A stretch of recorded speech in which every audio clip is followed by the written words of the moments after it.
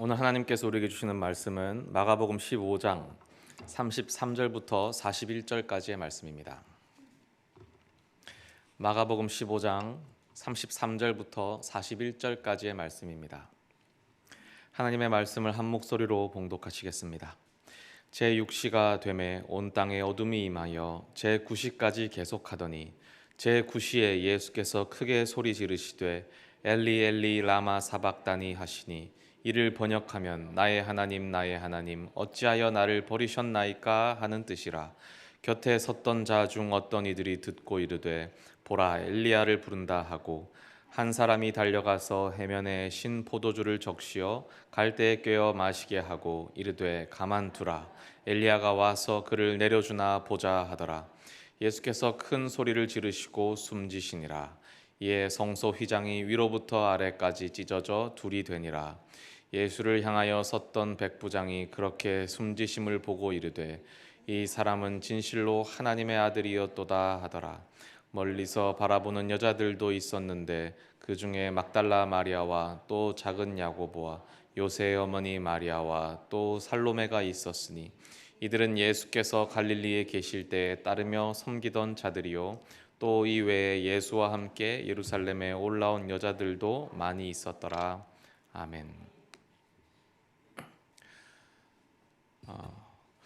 오늘 십자가에 대해서 먼저 그림을 보여드리려고 합니다. 여러분에게 십자가는 우리 성도님께 어떤 의미인지 어떻게 다가오시는지 한번 보셨으면 좋겠습니다. 한번 사진을 띄워주시겠습니까? 두 가지 모습이 있는데 왼쪽에는 어떻습니까? 어떤 영광스러운 십자가의 모습이고 오른쪽에는 아주 고통스러운 십자가의 모습이 있습니다. 어떤 게 여러분에게는 더 다가오시는지. 사실 둘 중에 뭐가 맞다 틀리다라고는 할 수 없겠죠. 둘 다 맞을 겁니다. 예를 들어서 그 왼쪽에 있는 십자가는 요한복음과 조금 더 잘 어울립니다. 요한복음에서 예수님은 아주 고귀하고 젠틀하게 그렇게 돌아가십니다. 그러나 마가복음의 십자가는 그 옆에 있는 아주 고통스러운 모습과 아주 비슷합니다. 왜냐하면 마가복음은 예수님의 십자가를 어둡고 절망스럽게 묘사하기 때문입니다. 이 십자가는 패배의 십자가였습니다.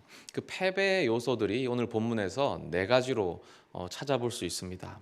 첫째로 예수님께서 십자가에 달리셨을 때에 어두움이 임했습니다. 이것은 본문 33절에 나오는데요.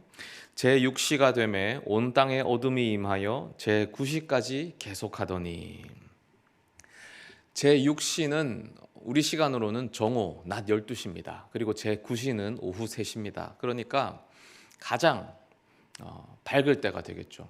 이제는 저를 비춰주셔도 될 것 같습니다. 가장 어두운 그 순간에 갑자기 어두움이 임한 것입니다. 구약 성경 곳곳에는 예언자들이 대낮에 해가 빛을 잃고 어두워지는 현상에 대해서 말합니다. 이 현상은 하나님의 진노입니다. 하나님의 분노이고 이렇게 해가 질 때에 이 순간이 오면 모든 기쁨이 슬픔으로 변한다라고 이야기합니다. 지금 바로 그 현상이 일어난 것입니다. 둘째로 예수님의 처절한 외침이 있었습니다. 34절에 제9시에 예수께서 크게 소리 지르시되 엘리 엘리 라마 사박다니 하시니 이를 번역하면 나의 하나님 어찌하여 나를 버리셨나이까 하는 뜻이라. 다들 잘 아시는 것처럼 이 구절은 시편 22편에서 왔습니다. 시편 22편 1절과 2절이 이렇게 되어 있습니다. 내 하나님이여 어찌 나를 버리셨나이까. 어찌 나를 멀리하여 돕지 아니하시오며 내 신음소리를 듣지 아니하시나이까. 내 하나님이여 내가 낮에도 부르짖고 밤에도 잠잠하지 아니하오나 응답하지 아니하시나이다. 물론 이 시편 22편은 이렇게 절망의 어조로 시작하다가 20절을 넘어가면 감사와 찬양과 영광으로 바뀝니다. 그렇지만 예수님은 여기에서 시편의 후반부가 아니라 전반부를 인용하시고 외치셨습니다. 이것이 당신의 상황이다. 그래서 하나님께 버림받은 듯한 그런 심정 속에 십자가에 달리셨습니다. 그리고 셋째로 병사들이 마지막까지 예수님을 조롱합니다. 35절 36절입니다. 곁에 섰던 자 중 어떤 이들이 듣고 이르되 보라 엘리야를 부른다 하고 한 사람이 달려가서 해면에 신 포도주를 적시어 갈대에 꿰어 마시게 하고 이르되 가만두라 엘리야가 와서 그를 내려주나 보자 하더라. 지금 이들이 준 신 포도주는 당시에 계급이 낮고 좀 천한 사람들 그리고 특별히 병사들이 즐겨 마시던 음료였습니다. 그래서 갈증 해소에 아주 도움이 되는 음료로서 그 음료를 지금 주는데 그 이유는 엘리야를 불렀으니까 엘리야가 올 것이다. 엘리야 올 때까지 좀 더 견뎌봐라 라는 뜻으로 조롱하면서 주는 것입니다. 엘리야가 온다는 말이 터무니없는 말이 아니라 당시 유대인들은 엘리야가 실제로 올 것이라고 믿었습니다. 이것은 그 당시 랍비 문서들을 보면 엘리야가 정말 사람의 모습을 하고 이 땅에 와서 랍비들을 돕고 하는 이야기들이 있습니다. 그들의 믿음이죠. 왜냐하면 엘리야는 다 알다시피 죽지 않고 하늘로 올라갔기 때문입니다. 그래서 마지막 날에 다시 올 것이다 라는 믿음이 있었습니다. 그래서 지금 여기서 그래 엘리야를 불렀으니까 한번 올 때까지 견뎌봐라 라고 신포도주를 주면서 조롱하고 있는 것입니다. 마지막 넷째로 예수님의 마지막 외침입니다. 37절에 예수께서 큰 소리를 지르시고 숨지시니라. 요한복음에서 예수님의 마지막 음성이 뭐였는지 다들 잘 아실 겁니다. 다 이루었다 였습니다. 아주 뭐랄까 젠틀하고 아주 분위기 있게 그렇게 돌아가시죠. 그런데 지금 마가복음에서는 큰 소리를 지르시고 숨이 멎으십니다. 거의 뭐 좀 비명 행사에 가깝게 하고 죽으신 것으로 묘사가 되어 있죠. 그러니까 이것이 얼마나 예수님께서 십자가에서 괴롭게 달리셨냐를 표현하는 그런 묘사입니다. 이 총 4가지 요소가 연결이 되는데요. 첫째, 예수님께서 십자가에 달리셨을 때에 어둠이 임했습니다. 그 어둠 가운데 있을 때에 예수님은 절망하셨고요. 그 절망하는 예수님을 보면서 병사들은 예수님을 조롱했고요. 그리고 그 조롱 속에서 예수님을 죽음을 맞이했습니다. 그러니까 이 십자가는 패배의 십자가였죠. 우리들의 삶도 그렇습니다. 우리가 예수님을 믿고 살아갈 때에 모든 것이 밝지 않습니다. 오히려 어두움이 임하는데요. 왜냐하면 세상이 우리를 거부하기 때문입니다. 코로나 시절 기억하십니까? 코로나 시절이 그럴 때가 있었나 싶을 정도로 그때 우리가 예배도 못 드리고 온라인으로 드리고 하면서 사실 그 시절에 많은 교회들이 온라인 사역을 아주 집중했었습니다. 우리 교회도 그랬고 활발히 했고 저 역시 더 이상으로 열심히 했는데 왜냐하면 저는 그때 생각하기를 이것은 한편으로 기회가 아닐까. 이 예수님의 복음을 선포하는 메시지가 교회 밖의 사람들에게도 들릴 수 있는 기회가 아닐까 생각해서 거기에 대해서 제가 당시에 많이 연구를 하고 좀 그렇게 좀 시도를 했었습니다. 그런데 그 메시지가 결국에는 이제 전문 용어로 알고리즘을 타야 되는데 어떻게 하면 알고리즘을 타냐면 주목을 많이 받으면 댓글이 많이 달리고 논란이 되면 됩니다. 그런데 저 같은 이름 없는 목사의 댓글에 무슨 선한 댓글이 달리겠습니까? 악플이 달릴 때만 이게 알고리즘을 탑니다. 실제로 몇 개가 있었습니다. 세상 살면서 지금까지 먹어본 욕보다 그 시절에 더 많은 욕을 먹었습니다. 뭐 심할 때는 1분 단위로 30초 단위로 계속 알람이 욕이 막 뜹니다. 이렇게 그 욕이 안 보고 싶어도 보이니까 무슨 욕을 그렇게 많이 하는지 유튜브에는 또 예의가 없지 않습니까? 그냥 욕부터 하고 시작하는데 교회 욕도 하고 목사 욕도 하고 제 인신공격도 하고 그렇게 욕을 많이 합니다. 무슨 욕을 많이 하냐면 제가 그렇게 욕을 있는 대로 다 먹어보고 알게 됐습니다. 기독교가 단순히 도덕적으로 올바르지 않아서 욕을 먹는 게 아닙니다. 세상은 기독교 자체를 싫어합니다. 왜냐하면 기독교와 세상의 가치관이 본질적으로 공존할 수가 없습니다. 세상은요, 이 세상이 우연히 창조됐다고 믿습니다. 우연히 창조되었기 때문에 모든 것이 물질입니다. 물질이 전부입니다. 여기서부터 시작합니다. 물질이 전부기 때문에 행복을 느끼려면 물질적인 행복을 추구할 수밖에 없습니다. 어차피 물질이 전부기 때문에 이 짧은 세상 사는 것이 다이고, 이 세상을 살면서 물질을 누리고 물질을 추구하고 그렇게 살아가는 것이 그들의 입장에서는 맞습니다. 그래서 행복을 위해서는 쾌락을 추구하기도 하고요. 그러니까 질서 같은 게 엇나가도 어차피 물질인데 뭐, 그리고 뭐 약을 하기도 하고, 이게 다 허용이 되는 겁니다. 근데 우리는 다르죠. 우리는 세상을 하나님이 창조하셨다고 믿습니다. 하나님이 창조하신 세상이지 않습니까? 그러니까 이 영이신 하나님, 사랑이신 하나님이 세상을 창조했기 때문에 세상은 물질이 다가 아닙니다. 그것을 넘어서는 무언가가 있죠. 우리는 그것을 추구하고 살지 않습니까? 그래서 돈과 물질만 쫓아갈 때 행복이 오지 않는다고 믿고, 그 이면에 있는 하나님을 추구하고 영적인 것을 추구하고 사랑을 추구합니다. 그래서 그것이 도무지 맞지 않습니다. 이 사람들이 조롱하고 비난하는 것이 기독교를 향할 수밖에 없죠. 도덕적으로 잘 살고 안 살고는 나중 문제입니다. 우리가 기독교의 세계관대로 믿음을 지키고 살게 되면 반드시 세상과 대립하게 됩니다. 우리 성도님들 다 그러한 삶을 살고 계시지 않습니까? 물론 뭐 욕을 인터넷처럼 그렇게 먹지는 않겠죠. 일상생활에서 그렇게 직접적인 공격을 듣기는 쉽지 않겠지만, 그러나 우리가 다 삶의 무게로 그것을 견뎌내고 계시지 않습니까? 이것이 다 세상의 가치관을 거부하고 살려니까 힘든 겁니다.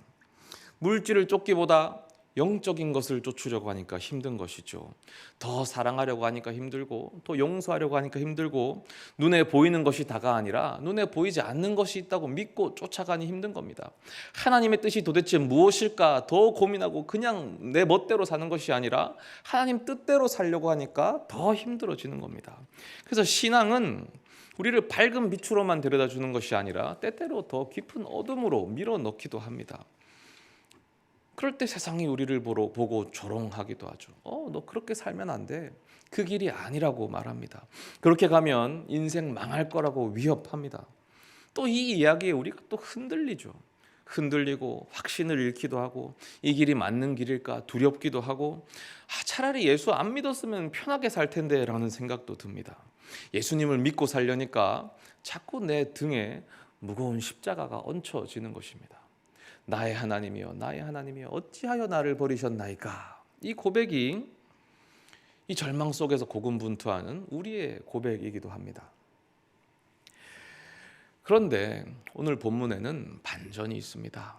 예수님의 십자가는 이 패배의 십자가이지만 동시에 승리의 십자가였습니다. 오늘 제가 이 반전의 소식을 발견하고 여러분께 전하고자 합니다. 하나님은 캄캄한 암흑 속에서 승리를 벌써 시작하시는 분이십니다. 오늘 본문에서 그 동일하게 네 가지 승리의 요소를 찾아볼 수 있는데요. 첫째, 엘리 엘리 라마 사박다니. 이 22편의 인용이었죠. 그러나 이 시가 어떤 결론으로 가는지 우리가 잘 알고 있습니다. 시편 22편 23절과 24절입니다. 여호와를 두려워하는 너희여, 그를 찬송할지어다. 야곱의 모든 자손이여, 그에게 영광을 돌릴지어다. 너희 이스라엘 모든 자손이여, 그를 경외할지어다. 그는 곤고한 자의 곤고를 멸시하거나 싫어하지 아니하시며 그의 얼굴을 그에게서 숨기지 아니하시고 그가 울부짖을 때에 들으셨도다. 예수님은 절망스럽게 외치셨죠. 하지만 이 절망이 결국 찬양으로 끝이 납니다. 예수님께서 이 고통을 외치실 때 그 고통 속에 이미 승리가 들어가 있었던 것입니다. 시편에는 저주의 시편도 많습니다. 그러나 예수님은 굳이 이 시편을 고르셔서 이 시편이 당신의 상황이라고 외치셨습니다. 그러니 이 절망 가운데 찬양이 시작되고 있었던 것입니다. 둘째로, 예수님이 포도주를 마신 것은 조롱으로 줬죠. 하지만 이것은 하나님의 나라가 시작되었다는 신호탄이었습니다. 마가복음 14장 25절에 보면 예수님이 이렇게 말씀하셨습니다. 진실로 너희에게 이르노니 내가 포도나무에서 난 것을 하나님 나라에서 새 것으로 마시는 날까지 다시 마시지 아니하리라. 예수님이 분명히 약속하셨습니다. 하나님 나라가 오기 전까지는 포도에 관련된 것을 내가 다시는 마시지 않겠다라고 하셨습니다. 그래서 실제로 십자가에 달리시기 전에는 포도주를 거부하십니다. 마가복음 15장 23절에 모략을 탄 포도주를 주었으나 예수께서 받지 아니하시니라. 그랬는데 이제 십자가에 달리신 후에는 그 포도주를 받아 마십니다. 왜 그렇겠습니까? 십자가에 매달렸을 때에 하나님 나라가 시작되었기 때문입니다. 예수님께서 달리신 십자가는 하나님의 이 승리의 신호탄이었습니다.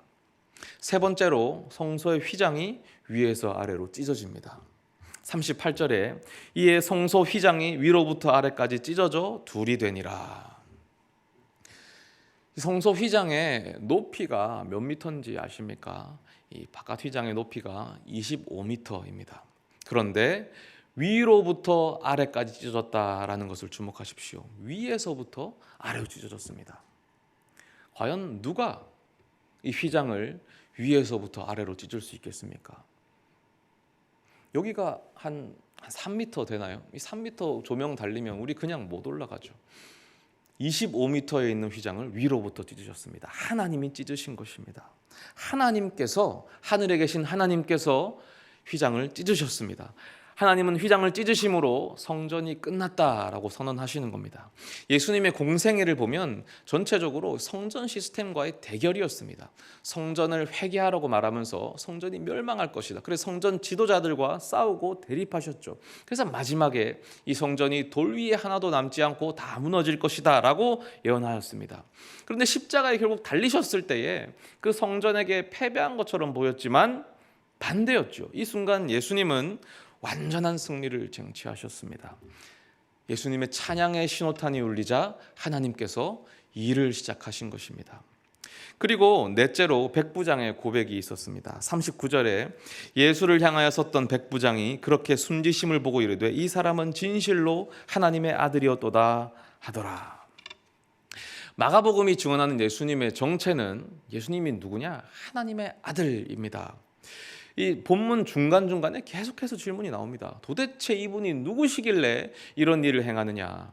하나님의 아들이십니다. 그런데 이 답이 사실 마가복음 1장 1절에 이미 나와 있었습니다. 마가복음 1장 1절 하나님의 아들 예수 그리스도의 복음의 시작이라. 하나님의 아들이라고 이미 주어졌는데 그것을 모르고 계속 지속되다가 드디어 여기 십자가에 달리셨을 때 이방 민족인 백부장의 입술을 통하여 처음으로 그것이 인정되고 선포됩니다. 예수님은 진실로 하나님의 아들이었다. 이 십자가는 진리가 온 천하에 공개되고 인정되는 자리였습니다. 이 네 가지도 역시 연결이 되지요. 하나님은 십자가라는 절망 속에서 찬양을 하셨는데 이 찬양으로부터 승리가 시작되는 것입니다. 이 찬양이 시작될 때에 하나님은 이것을 승리의 신호탄으로 보셨고 이 신호탄이 울렸을 때 하나님이 일을 시작하셨죠. 그리고 결국 진리가 세상에 드러나며 세상에서 진리가 증언되는 데까지 이르게 됩니다. 이렇게 십자가는 승리의 십자가였습니다. 요즘에 이 TV에서 싱어게인이라는 오디션 프로그램이 방영되고 있습니다. 혹시 보시는지 모르겠습니다. 싱어게인 3편인데 무명의 가수들을 모아서 가수들을 옥석을 가려내고 더 유명해지게 만들어주는 그런 프로그램입니다. 여기에서 요즘에 가장 두각을 나타내는 가수가 여기는 1호, 2호, 3호 이렇게 불리거든요. 58호 홍이삭입니다. 사진 한번 보여주시겠습니까? 이 친구입니다. 이 친구가 한동대 후배입니다. 그래서 제가 이 친구의 이야기를 비교적 잘 알고 있습니다. 홍이삭이라는 가수는 선교사 자녀입니다. MK이고 그래서 어려서부터 이렇게 교회에서 노래를 하고 이렇게 하다가 꿈이 있었는데 자신은 크리스천 문화를 더 발전시키고 성장시키고 그래서 아주 잘하는 문화를 만들어서 그렇게 하나님께 더 큰 영광을 돌리고 싶다라는 꿈이 항상 있었습니다. 욕심도 있었고 꿈도 있었고 기도를 많이 했죠. 그랬기 때문에 사실 이 이삭이는 교회 안에서는 노래를 잘 안 했습니다. 교회 안에서는 오히려 노래를 안 하려고 했고 교회 밖에 나가서 노래하고 경쟁하려고 했습니다. 왜냐하면 사실 교회 안에서 노래하면 좀 못해도 다들 은혜로 받아주십니다. 아우 잘한다 잘한다 하니까 성장이 멈출 수가 있는 것이죠. 그래서 이 이삭은 교회 밖에서 더 노력하려고 했고 실제로 많은 노력을 하고 애썼죠. 그런데 실제 실력이 있었음에도 불구하고 너무나 긴 무명 생활을 보내야 했습니다. 경제적으로도 너무 어려웠고요. 그러니까 무슨 기독교 문화를 발전시키고 말고 하고는 너무나 먼 이야기가 되어버렸죠. 그 시절이 그 이삭에게 암흑의 시기가 있었습니다. 아주 어두운 시기였고 군대도 가야 되고, 그래서 음악을 관둬야 하나 계속해야 하나 심각한 고민 속에 있던 시기가 있었습니다. 앞이 보이지 않는 막막한 상황 속에서 이제 내가 꿈꿔왔던 그 꿈도 포기해야 되고, 내 꿈이 잘못되었나 고민하게 하다고, 그때 지극히 개인적인 고민과 기도를 담아서 찬양을 한 곡 썼는데요. 그게 하나님의 세계라는 곡입니다. 제가 그 가사를 소개해 드리겠습니다. 참 아름다운 곳이라 주님의 세계는 정말로 내가 나 같고 솔직할 수 있는 곳, 조금이라도 내 의라 말할 수 없는 이곳, 이곳은 바로 주님의 세계라. 세상은 항상 말하네 그 길이 아니라고, 곱디 고운 길이 있는데 왜 힘들게 사냐고, 단순한 선택조차 내겐 버겁기만 한 곳, 그래도 나는 주님만 따르리. 참 아름다워라 주님의 세계는 저 솔로몬의 옷보다 더 고운 백합화, 주 찬송하는 듯 저 맑은 새소리, 내 아버지의 지으신 그 솜씨 깊도다. 나는 계속 걸어갑니다. 수없이 넘어져도, 사람들의 방향과는 조금 다르다 해도 내가 가는 길이 주가 가르쳐준 길이니 이곳은 바로 주님의 세계라. 이 찬양이 소위 대박을 칩니다. 너무나도 유명해졌습니다. 제가 신대원 다닐 때 이 찬양을 이 친구 전도사님께 소개해 주니까 다들 들으면서 막 우는 겁니다. 너무 감동이 되고, 그러니까 이 찬양이 인기가 있었죠. 근데 막상 이삭이는 어땠냐면 너무나 당황스러워했습니다. 이게 유명해지면 안 되는 거거든요. 왜냐하면 자기는 세상에서 노래로 승부를 보고 그 다음에 교회로 가려고 그랬는데 이제 CCM 가수가 돼버린 겁니다. 이름도 홍이삭이잖아요. 또 빼도 박도 못합니다. 그러니까 자기가, 근데 그 이후로 자기도 노력을 계속합니다. 오디션 프로그램도 많이 나가고, 뭐 유재하 경연대회 이런 데서 상도 2번이나 타고, 그런데 유명해지지가 않는 겁니다. 그러다가 시간이 흘러서 드디어 하나님의 때에 하나님이 홍이삭이라는 가수를 세상에 보이셨습니다.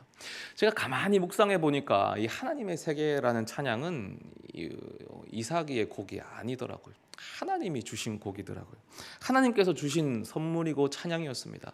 어둠 가운데 있을 때 가장 캄캄한 그 바닥, 차가운 바닥에서 이삭이 하나님을 찬양 올렸을 때에 하나님이 이 찬양으로 시작하신 겁니다. 이 찬양이 승리의 신호탄이 된 것이죠. 그래서 하나님이 직접 싸우기 시작하셨고, 그리고 결국 하나님께서 그 일을 이루어가고 계신 겁니다. 이제 이삭이는 자신의 꿈을 향해서 다가갈 수 있게 됐습니다. 이야기를 나눠보면 더 꿈을 향해서 가기 위해서 가슴이 뛰고 있어요. 다른 유명한 가수들은 크리스찬이라고 해서 교회 음악에 손을 댈 수가 없거든요. 왜냐하면 그 가수는 그냥 가수입니다. 아, 가수가 찬양하는구나. 근데 이 홍이삭이라는 가수는 CCM 가수 이미지로부터 시작해서 그야말로 교회 음악과 교회 밖의 음악에 한 발씩 걸친 그런 가수가 된 것이죠. 계속 그 꿈을 향해서 나가게 됐습니다. 사실 제가 이 이삭의 이야기를 할까 말까 고민을 많이 했는데, 왜냐하면은 이 친구도 아직 어리고 젊고, 그래서 이렇게 했다가 또 언제 넘어질지 모르는 친구인데, 근데 가만히 보니까 이제 딴 길을 못 가겠더라고요. 왜냐하면 이 하나님의 세계라는 곡 때문입니다. 이 곡이 이삭이를 너무나 꽉 붙들었습니다. 딴 데 못 가게 만들었습니다. 그래서 이삭이는 빼도 박도 못하고 하나님께 약속드린 그 꿈을 향해 나가야 되는 겁니다.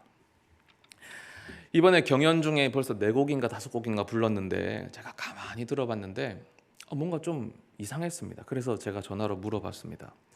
왜냐하면 이게 사랑 노래를 항상 부르는데 제가 듣기에는 이게 찬양 같은 겁니다. 그래서 너 혹시 찬양을 한 거니? 라고 물어봤는데 이삭이가 처음엔 정말 의도한 게 아니었답니다.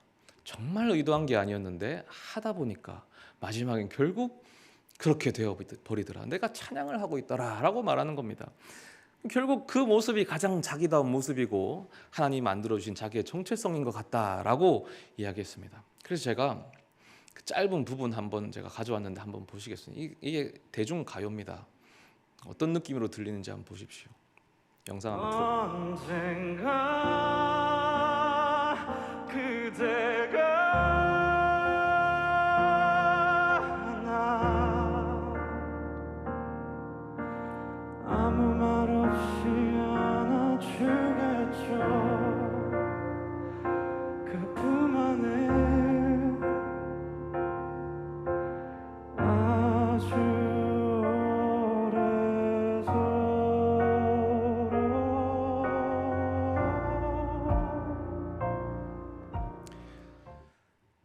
찬양 같죠? 너무 찬양이죠. 제가 단순히 이 성공 이야기를 들려드리는 것이 아니고요, 한 사람의 절망 속에서 어떻게 하나님이 승리를 이끌어내시는지를 들려드리고자 했습니다. 하나님은 우리를 찬양하게 하십니다. 그 찬양으로부터 승리를 만들어 가십니다. 어떻게 그런 일이 벌어질까요? 찬양이라는 것은 세상에 쏘아올리는 승리의 신호탄이기 때문입니다. 이 신호탄을 보시고 하나님께서 일하기 시작하십니다. 드디어 싸움을 시작하시고 세상을 향해서 대신 싸워주십니다. 그리고 결국 세상 앞에 승리를 만드시고 그 진리를 드러내셔서 세상이 그 진리를 인정하게 만드시죠. 우리는 이 빌립보 감옥에서 바울과 실라가 어떻게 찬양으로 진리를 증명했는지를 알고 있습니다. 그 캄캄한 지하 감옥 속에서 찬양을 올렸더니 그 찬양이 승리의 신호탄이 되어서 하나님이 일하시죠. 하나님이 그 땅을 흔들어 버리십니다. 지진을 일으켜서 감옥 문을 여시고 결국 그 감옥을 지키던 간수가 주님을 그리스도로 선언하고 온 가족이 예수를 주님으로 모시는 그런 역사가 일어나게 되었지 않습니까? 이 역사가 우리 삶 속에서도 동일하게 일어납니다. 예수님의 십자가가 바로 그러한 역사였고 우리가 믿고 따라가는 십자가가 바로 그 역사가 일어나는 현장입니다. 우리가 세상에서 패배를 경험하지만 찬양을 멈추지 맙시다. 앞이 캄캄하고 어두워도 계속해서 찬양합시다. 세상이 우리를 조롱해도 찬양하고 우리를 공격해도 찬양하고 우리가 가는 이 길 끝에 무엇이 있는지 확신할 수 없어도 그래도 찬양을 올려드립시다. 바로 거기에서부터 하나님의 승리가 시작됩니다. 하나님이 우리보다 앞서가시고 우리보다 앞서가셔서 모든 일을 준비해 놓으십니다. 하나님의 시간표에다가 우리를 끌어당겨 넣으십니다. 인간의 눈으로 보면 고통의 시간표죠. 계속해서 고통이 지속됩니다. 하지만 하나님은 그 시간표를 승리의 시간표로 바꾸셨습니다. 하나님에게는 결국 승리를 이루어가는 승리의 시간표가 됩니다. 이 시간에 그 문제의 찬양을 여러분께 소개해 드리려고 합니다. 하나님의 세계라는 찬양인데요, 우리 청년부의 순호가 와서 제가 부탁했습니다. 순호가 사실 이 곡을 좀 좋아합니다. 제가 그걸 알아서 부탁했습니다. 여러분, 이 순호가 이 수요예배, 금요예배 찬양을 여러 번 했는데 제가 볼 때는 훨씬 더 잘하는데 많이 쫄아 있습니다. 오늘도 쫄았습니까? 우리 성도님들께서 따스한 마음과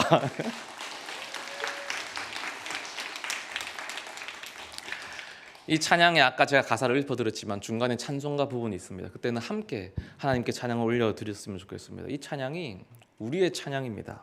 우리가 절망 속에서 세상의 조롱 속에서 그 길이 아니라고 할 때 끝까지 주님을 따르겠다는 우리의 찬양의 고백입니다. 우리 함께 듣고 함께 찬양하겠습니다.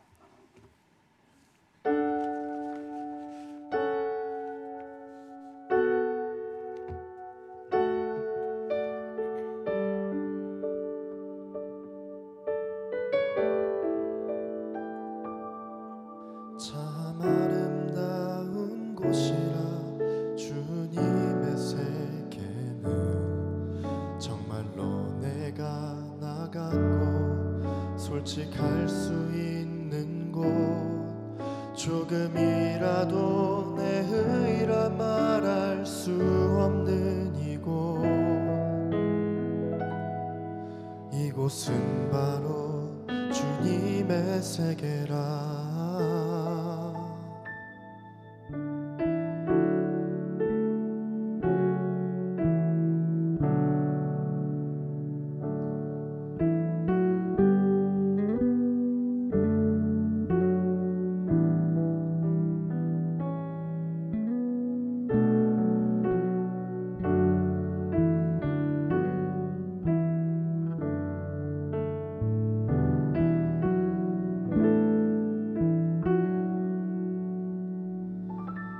세상은 항상 말하네 그 길이 아니라고.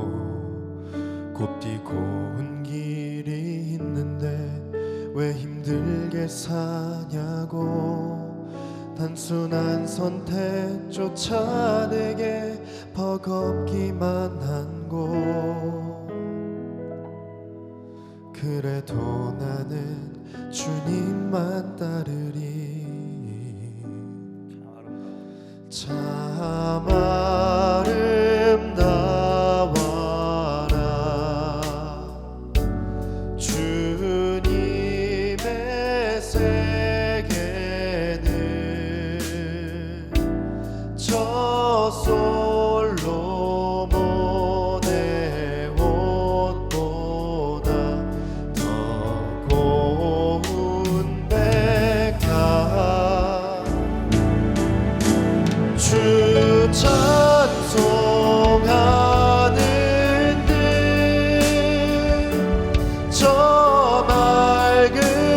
새소리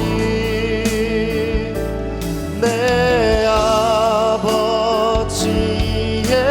지으신 그 솜씨 깊도다.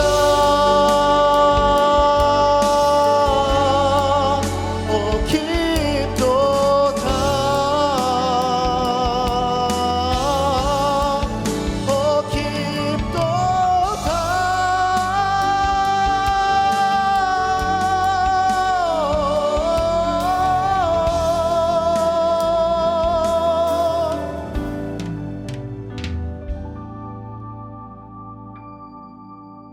나는 계속 걸어갑니다.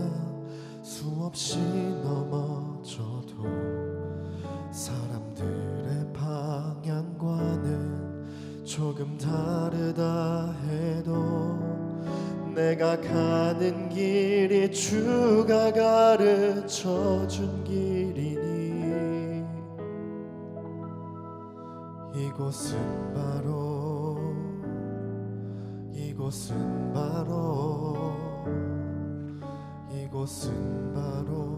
주님의 세계라.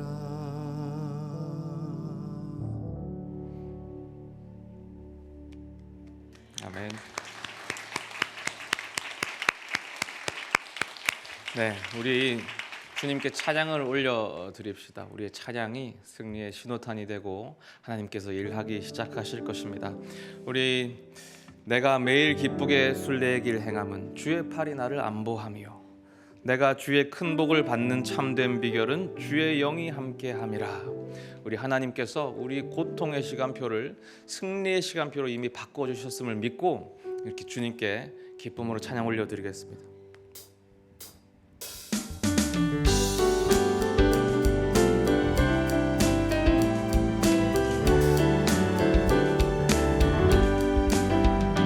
내가 매일 기쁘게 순례의 길 행함은 주의 팔이 나를 안보함이요 내가 주의 큰 복을 받는 참된 비결은 주의 영이 함께함이라. 성령이 계시네. 성령이 계시네. 할렐루야 함께하시네. 좁은 길을 걸으며 밤낮 기뻐하는 것 주의 영이 함께함이라. 전에 죄에 빠져서 평안함이 없을 때 예수 십자가에 온몸 힘입어 그 발 아래 엎드려 참된 평화 얻으면 주의 영이 함께함이라. 성령이 계시네. 할렐루야 함께하시네. 좁은 길을 걸으며 밤낮 기뻐하는 것 주의 영이 함께함이라. 나와 동행하시고 모든 염려하시니 가는 숲의 새와 같이 기쁘다. 내가 기쁜 마음으로 주의 뜻을 행하는 주의 영이 함께함이라. 성령이 계시네.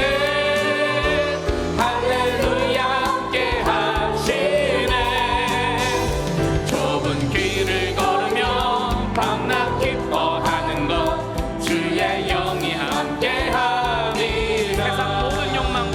세상 모든 욕망과 나의 모든 정욕은 십자가의 힘이 못 쓰다가네. 어두운 밤이 지나도 무거운 짐 벗으니 주의 영이 함께함이라. 성령이 계시네. 할렐루야 함께하시네. 성령이 계시네.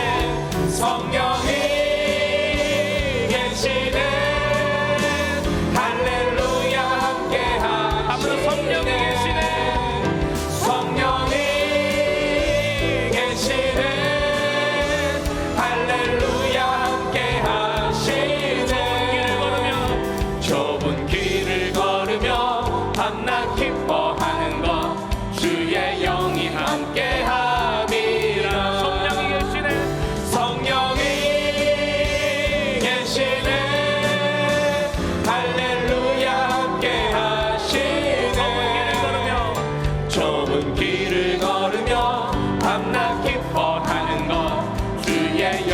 함께하시네